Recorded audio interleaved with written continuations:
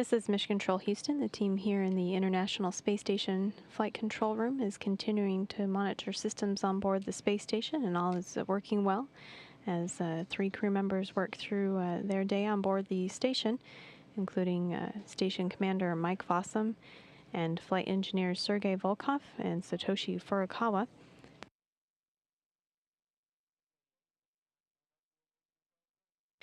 The crew members started off with a busy week. Even though it was a holiday in the U.S. on Monday, the crew members worked. Commander Mike Fossum spent time early in the week working with the station's water recovery system. That's 2 refrigerator-sized racks packed with a distiller and filters that convert urine and sweat into clean drinking water on board the station. He switched out one of the filter assemblies with an advanced recycle filter tank assembly, which will be able to be reused instead of replaced. And that separates the filters from a tank and allows the tank to be emptied and reused. Fossum and flight engineer Satoshi Furukawa also performed regularly scheduled maintenance on the system as they collected test samples and refilled tanks throughout the week. Meanwhile, Furukawa also participated in an educational activity as he assembled NASA-inspired models, such as an exploration rover and a satellite, with Lego bricks to help demonstrate to children and student groups the challenges faced when building things in a weightless environment. He also conducted an inspection of the gradient heating furnace inside the Japanese Kibo laboratory to help engineers on the ground determine the cause of a short circuit that occurred within the unit in April. That facility is a vacuum furnace used for high-quality crystal growth experiments.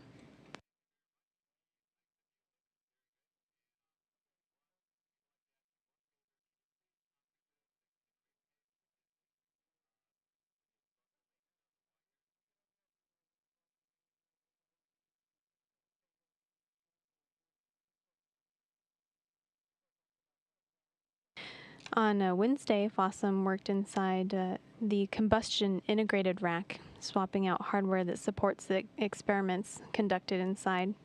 The rack is used to perform combustion experiments in microgravity, such as the Flame Extinguishment Experiment, or FLEX. FLEX uses small droplets of fuel to study the special burning characteristics of fire in space.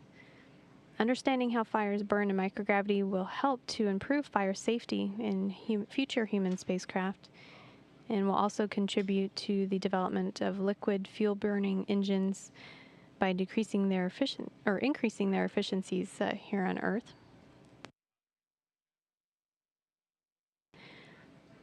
Flight engineer Satoshi Furukawa joined Fossum on Wednesday, videotaping demonstrations and experiments for the Educational Payload Operations Program.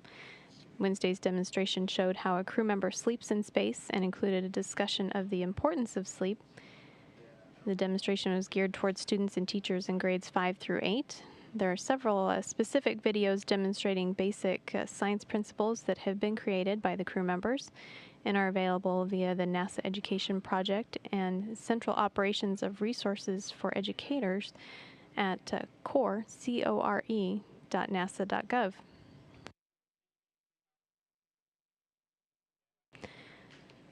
On Thursday, Fossum devoted time on 2 separate days actually to a Pathfinder demonstration known as the Preliminary Advanced Colloids Experiment, or PACE. This is setting the stage for the Advanced Colloid Experiment by determining the limits of high-resolution image magnification possible on board the station. The ACE future experiment will fly samples that have an important impact on our understanding of fundamental physics. And an immediate space application for that technology demonstration could be extending the shelf life of consumables on future long-duration missions.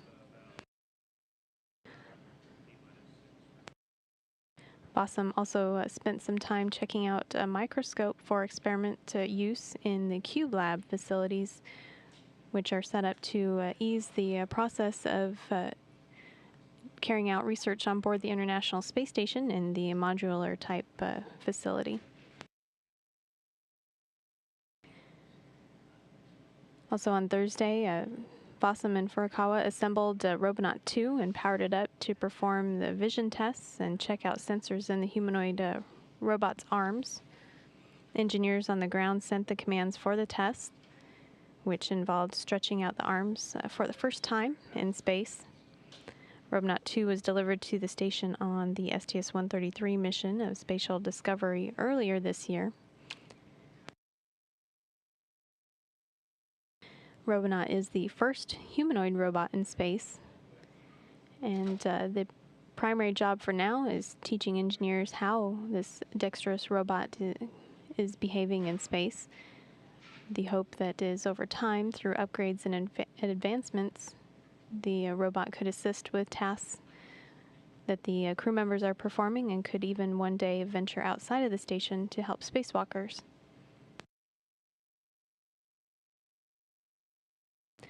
On Thursday, Fossum also participated in an experiment called VO2 max. VO2 max is the standard measure of aerobic capacity and is directly related to the physical capacity of an individual. So Fossum wore sensors that observe and record changes in a crew member's maximum oxygen uptake during strenuous activities.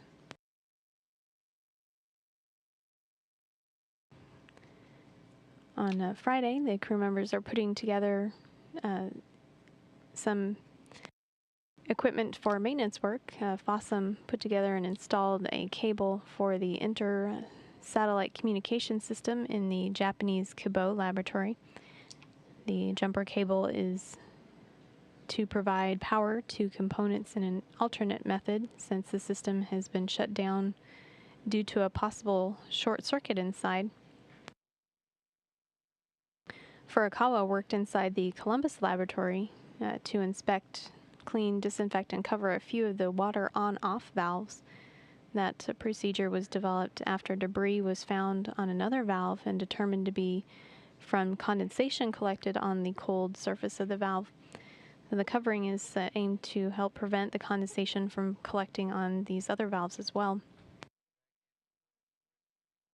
In the Russian segment of the station this week, flight engineer Sergei Volkov participated in the pneumocard experiment, a study of the adaptation of the cardiovascular system during long-duration spaceflight. He also conducted ongoing Russian experiments such as Sonocard and Coulomb Crystal.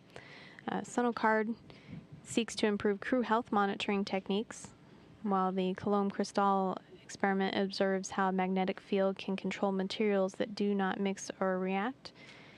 Volkov also spent some time photographing panels in the Zvezda service module, and with assistance from Furukawa, configured some laptop computers in the station's Russian segment for sending high-quality MPEG-2 videos.